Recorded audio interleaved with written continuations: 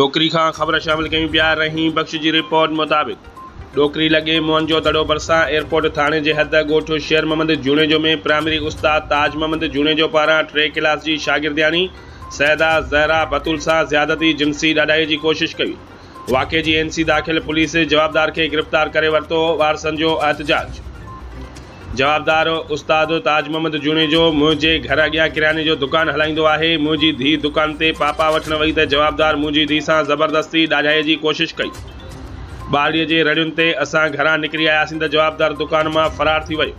ॿारड़ीअ जो वालिद सैयद एहसान अली शाह। डोकरी मोहन जो दड़ो एयरपोर्ट पुलिस जवाबदार खे गिरफ़्तार करे खणी वई आहे। पुलिस असांखे इंसाफ़ ॾींदी, असांखे यकीन आहे। SHO लियाकत अली खजड़ ते असां अहल पेत आहियूं, असां सां ज़ुल्म थियो आहे, पुलिस इंसाफ़ करे। असां ॿारड़ीअ जी NC दाख़िल कराए वरिती आहे। जवाबदार खे बि गिरफ़्तार कयो वियो आहे। ॿारड़ीअ जा वारस FIR दाख़िल कराईंदा त FIR दाख़िल कई वेंदी। मां ॿारड़ीअ जे वारसनि खे जवाबदार धुर सां फ़ैसिलो करणु ॿिन्ही धुरनि जो कमु आहे।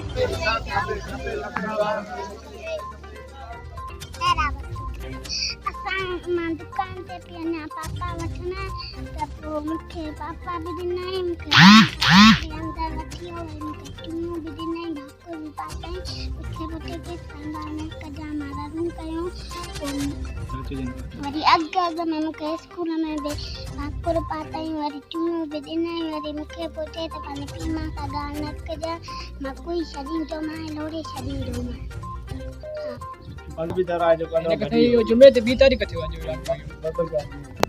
पुलिस सर NC कटिया FIR पंहिंजो जमा पंहिंजो जवाबदार गिरफ़्तार कयो अथई। पर SHO साहब मूंखे परमिशन मिले पोइ पंहिंजो वरी ज़्यादती कई आहे बेईमान शख़्स। असांखे इंसाफ़ खपे। असां सैयद अहल बैत फ़क़ीराणो घर आहे असांजो। असां वॾी नाजाइज़ी कई आहे हिन कमीने ताज मोहम्मद जूणेजो। असां इंसाफ़ थिए।